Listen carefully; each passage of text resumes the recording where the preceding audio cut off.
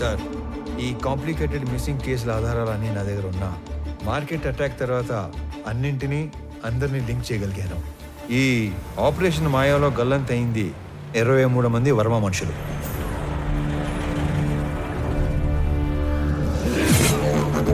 గల్లంత చేసింది మా Horsley hills ఏరియాలో మా కళ్ళ ముందే తిరుగుతున్న మేకవన్నె తోడేళ్లు, the most dangerous highway killers.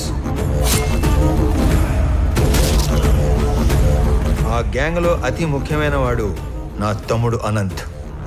ఆ గ్యాంగ్కి లీడర్ మా స్కూల్ జూనియర్ కబీర్.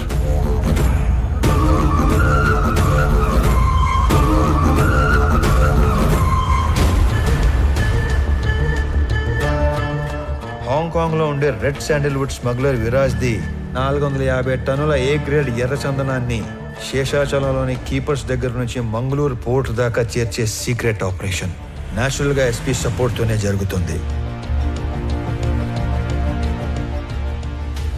కానీ ఎస్పీ దేవానంద్ కన్ను 100 కోట్లు విలువ చేసే విరాజ్ టోటల్ కన్సైన్మెంట్ మీద పడింది. దాని రిజల్టే ఈ హైవే కిల్లర్స్ గ్యాంగ్. ఈ కిల్లర్స్ గ్యాంగ్ బ్రేక్ ఇన్స్పెక్టర్లా నటిస్తూ ప్రభుత్వ వాహనాల్లో సీక్రెట్ రూట్లో మాటు వేసేవాళ్ళు. ఎర్రచందనం వచ్చే కంటైనర్ లారీల డీటెయిల్స్ వర్మ ముందే ఇస్తాడు కాబట్టి స్పెసిఫిక్గా వాటిని మాత్రమే ఆపేవాళ్ళు. డ్రైవర్స్ని క్లీనర్స్ని అతి క్రూరంగా చంపేసేవాళ్ళు.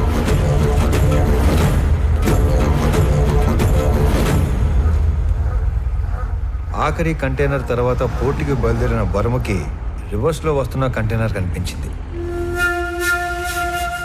వెతుకుతూ వెళ్లిన వర్మ కిల్లర్స్ గ్యాంగ్ కంటపడ్డాడు. ఏం చేస్తున్నారా ఇక్కడ? కంటైనర్లతో పెట్టమేంట్రా?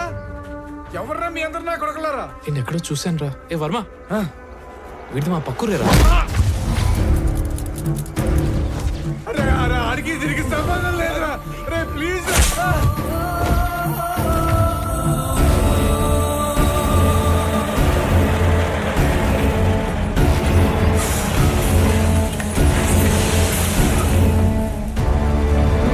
మారణ హోమంలో కర్ణాటకకు చెందిన ఒక వృద్ధ దంపతుల 2 కొడుకులు కూడా ఆహుతైపోయారు. అది కళ్ళారా చూసిన ఆ పెద్దాయన ఆ సమయంలో ఏమి చేయాలో తోచక భార్యని కాపాడుకోవడం కోసం అక్కడి నుంచి పారిపోయాడు. తన 2 పిల్లల్ని పొట్టన పెట్టుకున్న హంతకులను వెతుకుతున్న ఆ పెద్దాయన మొదట్లో కిరాతకులను చూసి భయపడిన పగ కోసం హార్స్లీ హిల్స్ వెనక పాగా వేశాడు. మొహం చూసిన 3 2 మత్తులో దించి చంపేశాడు. 3వ వాడైన అనంత్ని నా ప్రభుత్వ వాహనంలో తిరగటం చూసి అనంత్ని చంపడానికి నా వాహనానికి యాక్సిడెంట్ ప్లాన్ చేశాడు. నేను ఆ పెద్దాయన్ని గుర్తుపట్టి నేను అతను చేస్తున్నది ఒకే పోరాటం అని చెప్పాక అసలు విషయం బయటపెట్టాడు. అదంతా తెలుసుకునే లోపే అనంతు పోయాడు, మా నాన్న కూడా పోయాడు. ఇంతమందిని క్రూరంగా చంపింది ఆ హైవే కిల్లర్స్ అయితే ఎవిడెన్సెస్ లేకుండా క్లెవర్గా క్లియర్గా ప్లాన్ చేసింది మాత్రం ఆ SP Devanand sir. These criminal will be punished no matter what. Even though there is no evidence, I will do that sir.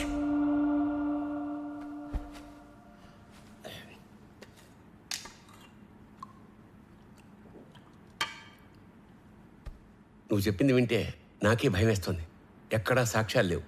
SP Devanand దేశం వదిలి పారిపోయి ఉంటాడని మీ జిల్లా కలెక్టర్ కిషోర్ చెప్పాడు.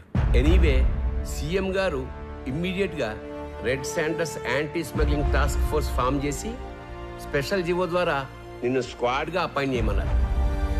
జస్ట్ ఇన్ టైం కదా. ఇప్పుడు నువ్వు ఏం చేయాలన్నా ఎవరిని అడగక్కర్లేదు. రేపే చార్జ్ తీసుకో. లేదు సార్, నాకు కొంచెం టైం కావాలి. అదేంటి రామారావు, ఇంత చేసి ఇప్పుడు టైం కావాలంటావేంటి? అసలు ఏం చేద్దాం అనుకుంటున్నావు? Duty sir. ఇన్నాళ్ళు ఒక గవర్నమెంట్ ఆఫీసర్గా మన చట్టాలని గౌరవించి న్యాయం కోసం డ్యూటీ చేశాను సార్. కానీ ఇప్పుడు యాజ్ అన్ ఇండివిజువల్ రామారావు గారి ధర్మం కోసం డ్యూటీ చేస్తాను. అంటే I'm going to hunt them. అసలు వేట మొదలైంది.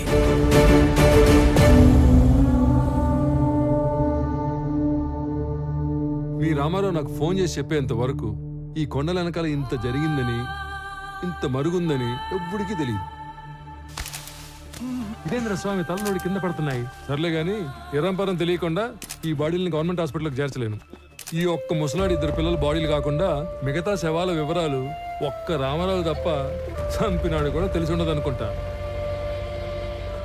ఏమైనా ఎప్పుడో సంవత్సరం క్రితం జరిగిన దాన్ని వెంటాడి మరి సాధించాడుగా మొత్తానికి. ఇంతకు ఏడా మనిషి వచ్చేస్తాడు సార్, ఎవరినో చూసి వస్తానని వెళ్ళాడు. అయ్యో స్వామి, ఆ రకం చూసొచ్చే రకం కాదు బా, కాల్చొచ్చే రకం.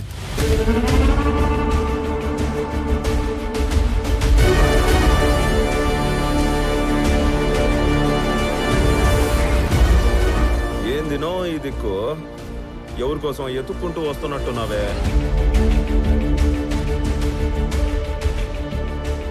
నీకోసమేరా.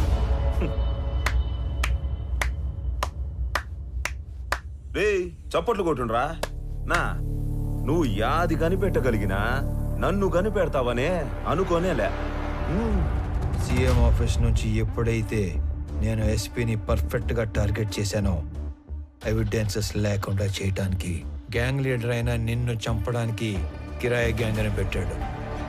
ఆ రోజు టౌన్ సెంటర్లో కిరాయి గ్యాంగ్ చంపడానికి వచ్చింది నన్ను కాదురా, నిన్ను. మీ ఎస్పీ వాడు తప్పించుకోవడానికి ఏం చేస్తాడో నాకు తెలుసు. ఇన్ఫ్యాక్ట్ నీ ఫోటో చూశాకే అన్ని డాట్స్ని కనెక్ట్ చేయగలిగాను. అవునా? మా గురించి అంతా తెలిసి ఇక్కడికి యాదానికి ఉత్త చేతులతో ఒక్కడివే వచ్చినావనా? మేము చంపేస్తాం కదనా? ఈ చేతుల్లో చావటానికి రాలేదురా. ఏ సంబంధం లేని మా నాన్నని చంపిన నువ్వు, అంతమందిని చంపిన మీరందరూ ఒకే చోట చేరే వరకు ఓపిగ్గా ఎదురు చూశాను. మీలో ఏ ఒక్కడికి రేపనే రోజు ఉండదు.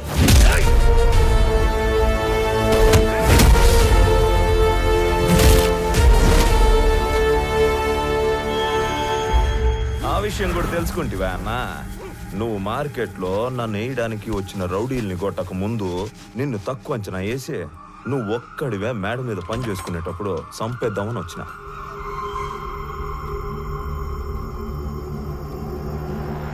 నీ ముసలోడు నన్ను పట్టుకోవాలనే గింజుకున్నాడు.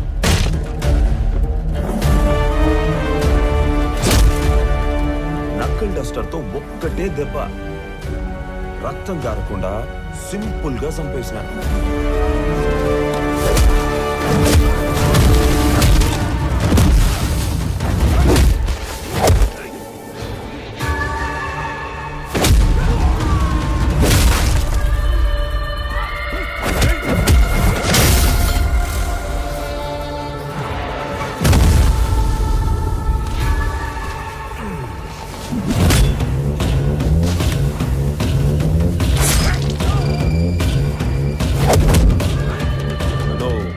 నీకు కూడా టైం వచ్చేసిందనా?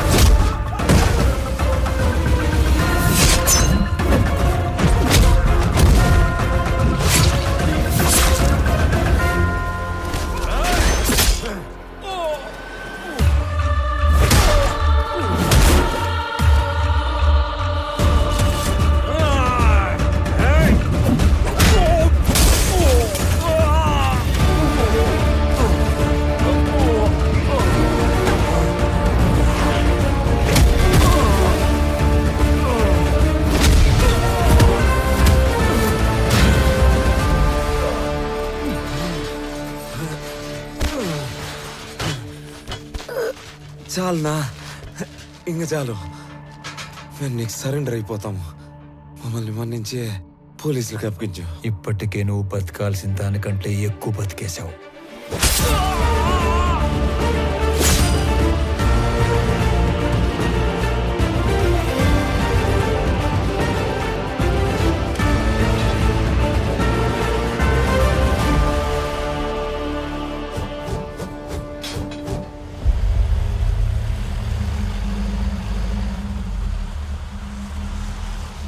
ఏదో వింత శకటం ఒకటి వస్తున్నట్టుంది.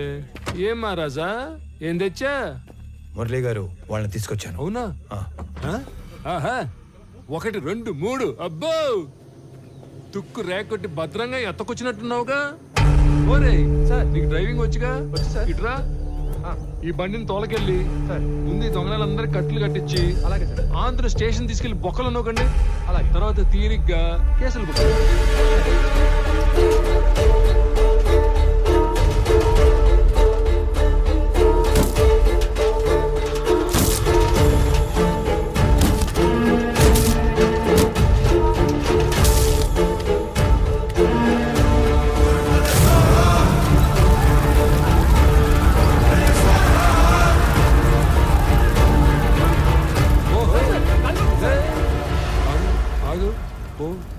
పోరా స్వామి, పో. సరే సార్. ఈ నాయాలు ఇంతమందిని పొట్టన పెట్టినందుకు ఆ అన్ని కుటుంబాల తరపున ఒకళ్ళతో తీసుకుని ఆ ముసలాడి ద్వారా శిక్ష ఇచ్చావు కదా, సూపర్, సబాష్. అది సరే గాని వాళ్ళల్లో కొంతమందిని ఆడేడో వేసేసి ఈడ మసిపూసి మారేడుగా చేసినట్టున్నావుగా. నువ్వు మాట్లాడు, నువ్వెందుకు మాట్లాడతావు? ఏమ్మా పబ్లిక్ ఇష్టపదాలకు మీరేనా? రండి.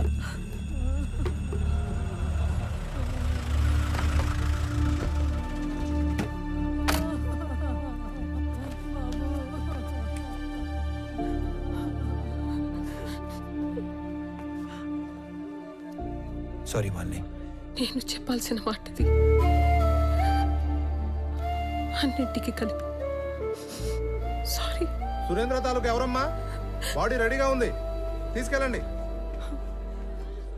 అన్యాయం రా ఇది. ఇంతమందిని చంపేశారు. కబీర్ గ్యాంగ్ ని క్లోజ్ చేసి మొత్తానికి ఒక ఎండింగ్ ఇచ్చాం. ఎండింగ్ కాదు, బిగినింగ్.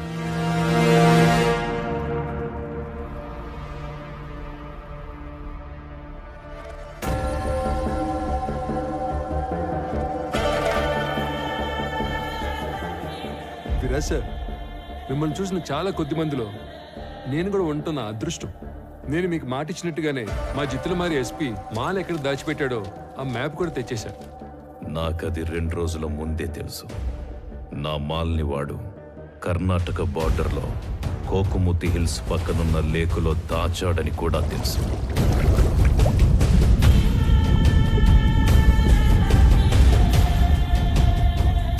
ఇది మొత్తం కనిపెట్టింది రామారావు అనే ఒక ఆఫీసర్ అని కూడా తెలుసు.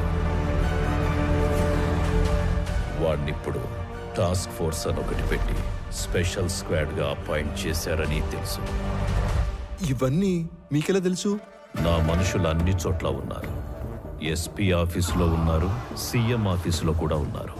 అయితే ఇంత నెట్వర్క్ ఉన్నప్పటికీ కూడా మా ఎస్పీ ఇండియా నుంచి పారిపోయాడుగా. Follow me.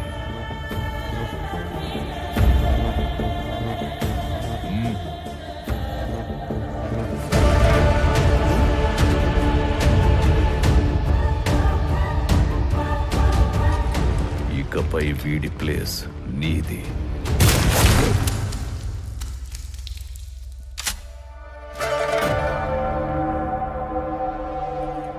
ఇప్పుడు ఆ రామారావు అదేదో స్క్వాడ్ కదా, ఆ చెక్కని ఒక్క ముక్కైనా తాకనిస్తాడు. తాకనివ్వడు. అందుకే నేను హాంకాంగ్ నుంచి ఇండియా రాగానే రామారావు మీద యుద్ధం మొదలుపెట్టా. 1,00,000 ఎకరాల లేక్, 100 కోట్ల మాల్. ముందు వాడు టచ్ చేస్తాడో మనం టచ్ చేస్తామో తెలుసుకుందాం.